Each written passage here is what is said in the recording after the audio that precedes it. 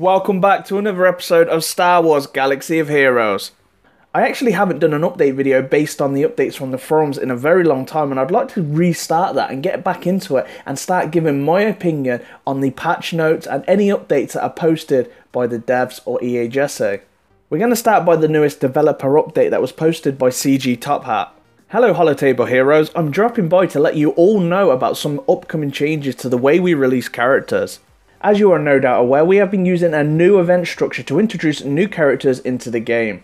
We're really excited for you all to experience the upcoming Lord of Hunger event and hope you've enjoyed playing the Director Krennic and Death Trooper in the Special Operations event. There's been some questions floating around about when you can get more shards for these characters. Is this a reoccurring event? Will these characters be available on the board? Fret no more, the answers are here. Our current plan is to have nearly all of our new characters, aside from some very special characters which we plan to release through a Yoda style events, released through the new event structure for the near future.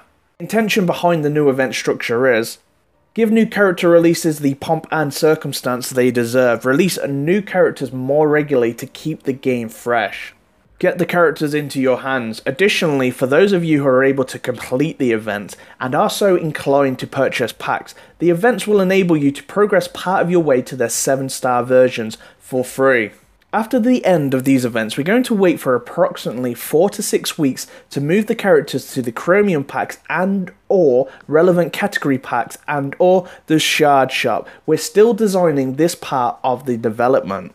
From there, after another 4 to 6 weeks, characters will move to either a shipment or a node on the light, dark or the Cantina battle tables. As such, you can expect any new character to end up on the board within 2 to 3 months. We're working on the timing of these phases and hope we're able to get this down to clockwork sooner rather than later.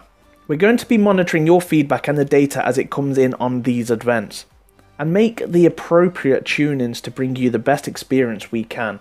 Please bear with us as we go through the next few tune-in passes and lock down our schedule. I would like to say a big massive thank you for Top Hat for bringing us this update when he's only been on the scene on the forums for a couple of days.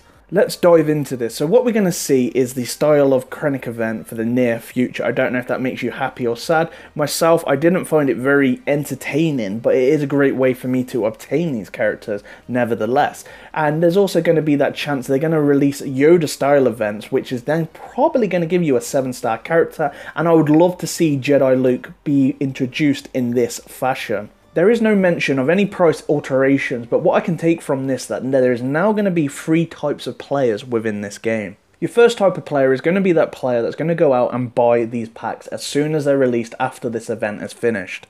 The second type of player is going to be the player that probably skips the more expensive packs and goes straight for when they are released in the Chromiums.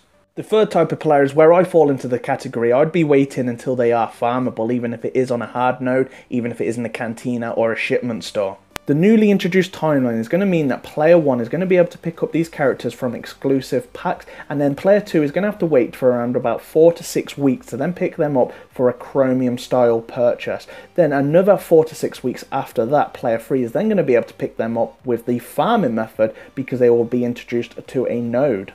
So pretty much, in my opinion, how this is going to work, once we start kicking into that phase and a few months have passed and this timeline has been set up and reinforced and we're given a clear understanding of what's going to happen, we could probably expect going forward that we're going to get a free-to-play character or even more per month. But it is going to take a little bit of time to get into that structure of where we're in that timeline, and then it's going to mean every time a character then is introduced, then another character is going to be free. I love this idea, and I love this that we're going to be getting back into that routine of knowing where we're going, knowing what we're getting, having that excitement again of getting a new farmable character.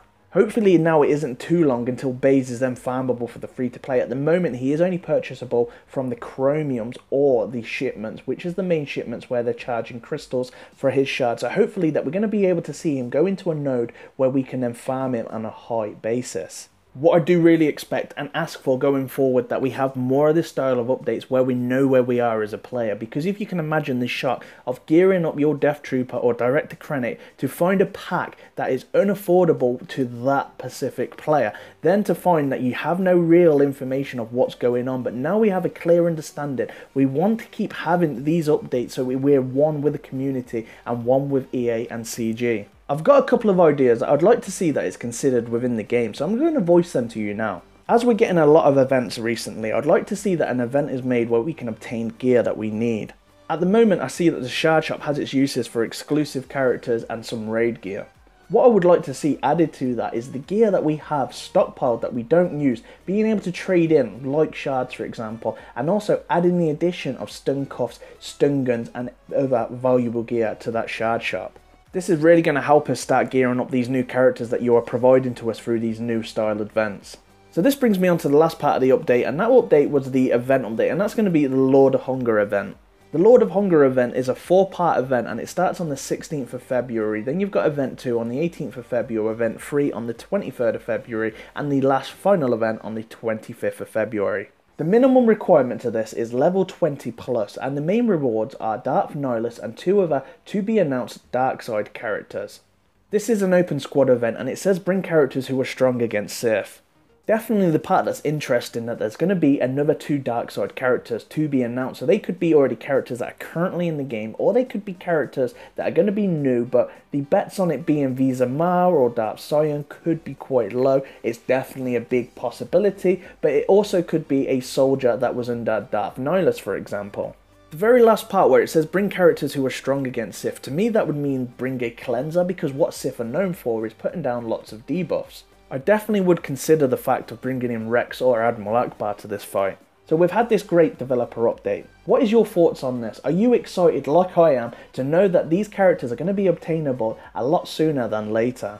Do you have any personal ideas that you'd like to see added to the game? Make sure you let me know in the comments below.